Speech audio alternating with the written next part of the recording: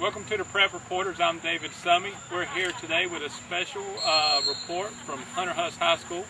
So we're joined by Coach Gardner. Glad to have you on board, Coach Gardner. Thank you. Thank you. And so you got two of you coaches here. You want to introduce your two coaches? Yes, this is my offensive coordinator here, Ricky Fortner. He came to us, what, 7, 8 years ago? Coach, this should be 10. 10 years ago from Kings Mountain. And this is the defensive coordinator, Daryl Wilson. Daryl played here from 93, 96, 93, 95, and he's been coaching here now 6 years. All right, well that's good. Glad to have you two coaches here with us today also. Coach, talk a little bit about last week and a little bit about the season to start off. Kind of a rocky start. 1-2 right now, but all 3 games could have been won. Yeah, I feel that way, and it's like I told the kids Friday night after another 13-10 loss.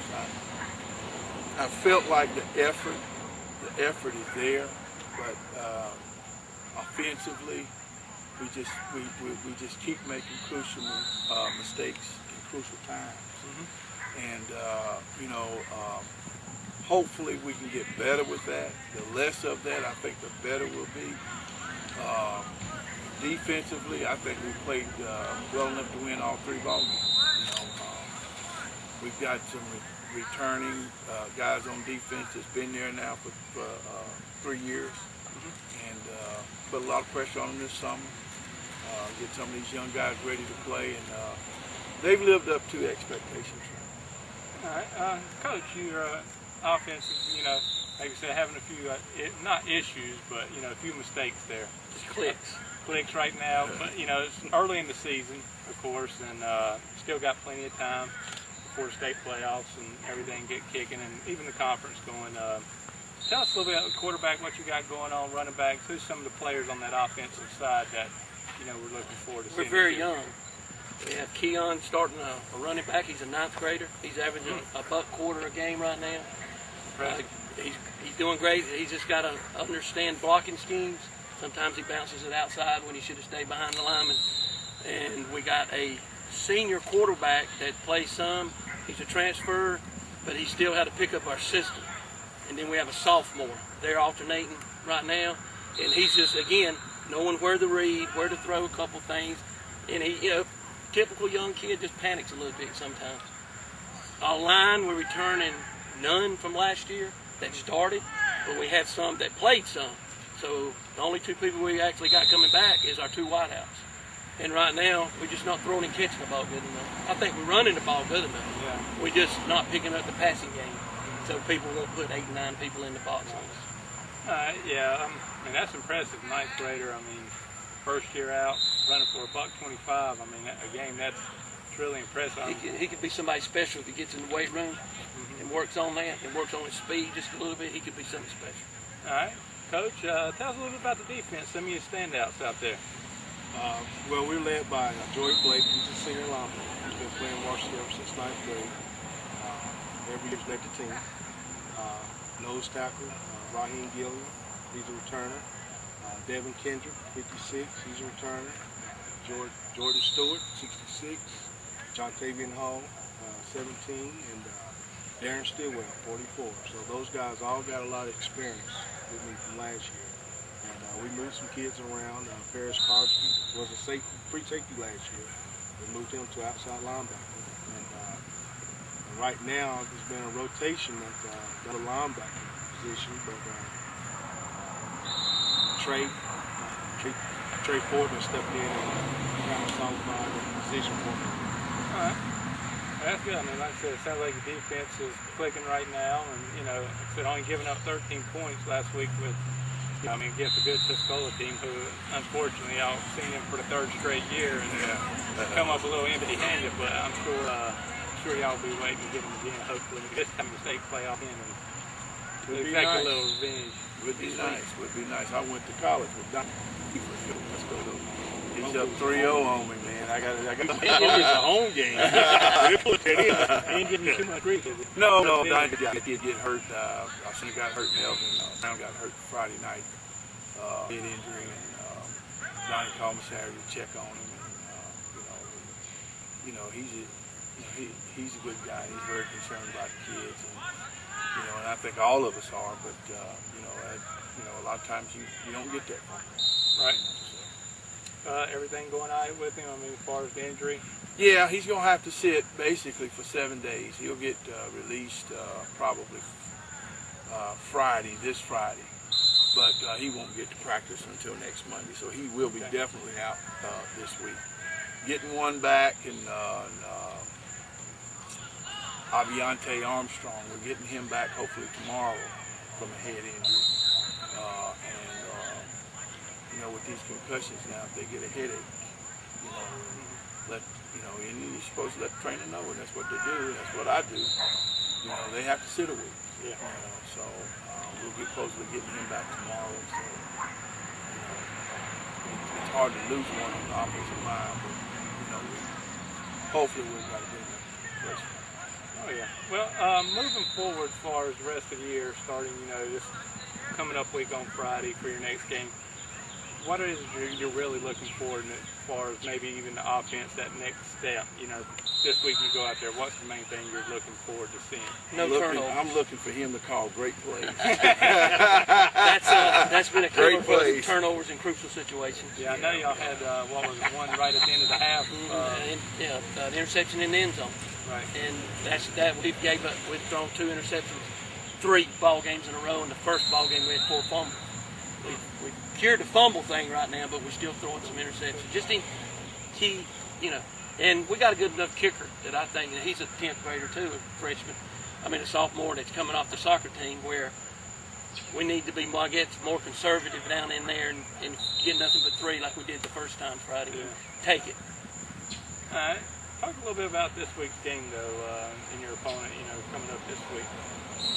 Concord is very athletic.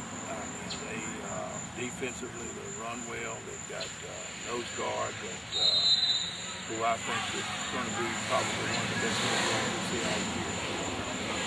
Very agile. He's 6 foot 240.